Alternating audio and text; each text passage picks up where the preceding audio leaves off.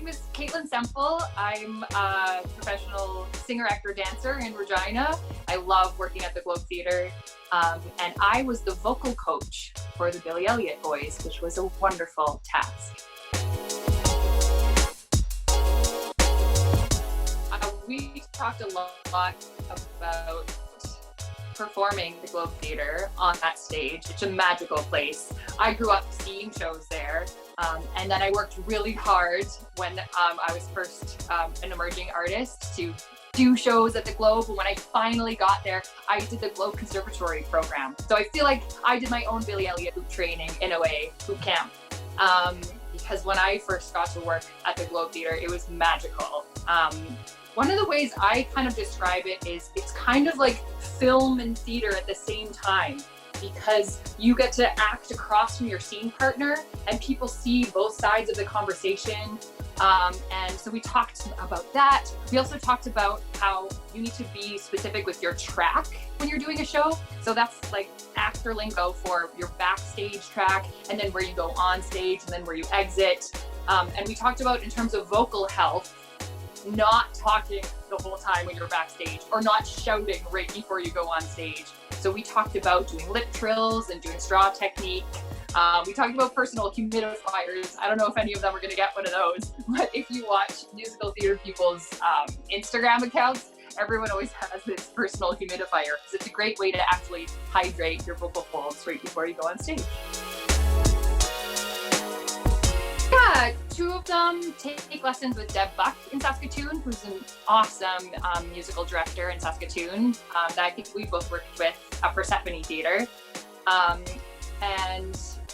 But then Hale actually came to me for voice lessons. So he was from Regina and he was the understudy.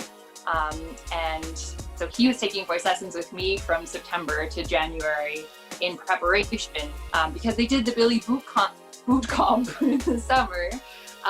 And then they had to re-audition to see which roles they would get. So Kale was really working on his voice with me, and his voice came really far. I was really proud of him.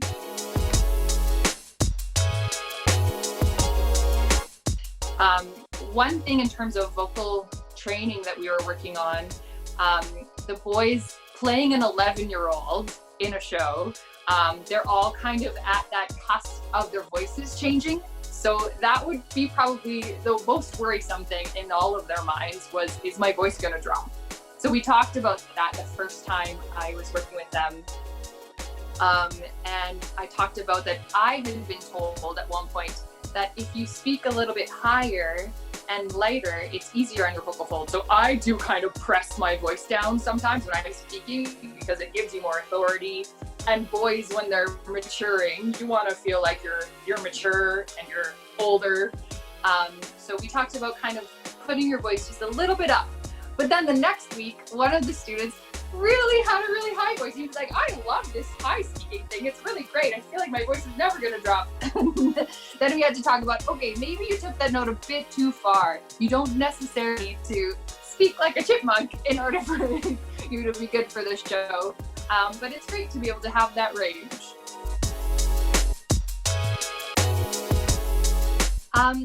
When I was doing Billy Boot Camp with them in the summer, which was a bigger group of boys, I think one of them must have been told by their dad that they should be respectful and they should take it seriously. And so at the end of a bunch of their voice lessons, I think like 4 or 5 of them, they would come up and shake my hand all professionally, which totally took me off guard. And then every time I would be like, yes, of course I'll shake your hand. Great job. But yeah, it was surprising to me that they were that professional, these tiny little humans.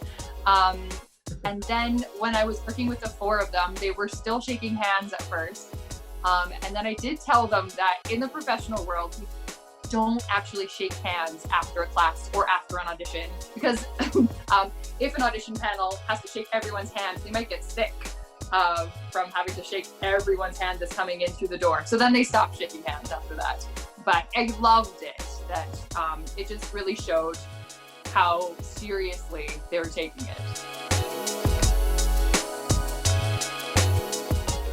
So my husband and I teach a lot of kids, and something I think we actually learned it in Globe Conservatory is doing a check-in at the beginning of every class. So you're just sitting around a circle, and I like to say, how are you feeling today physically, vocally, and mentally? So I got them all to do that each time we would start.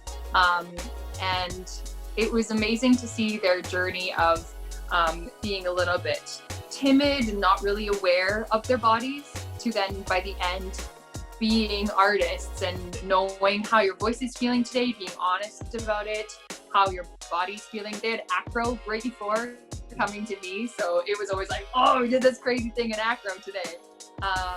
And then mentally too is really important, and we talked about being a team and looking out for each other. And they really were doing that. There wasn't really competition between them. They were all really in it together.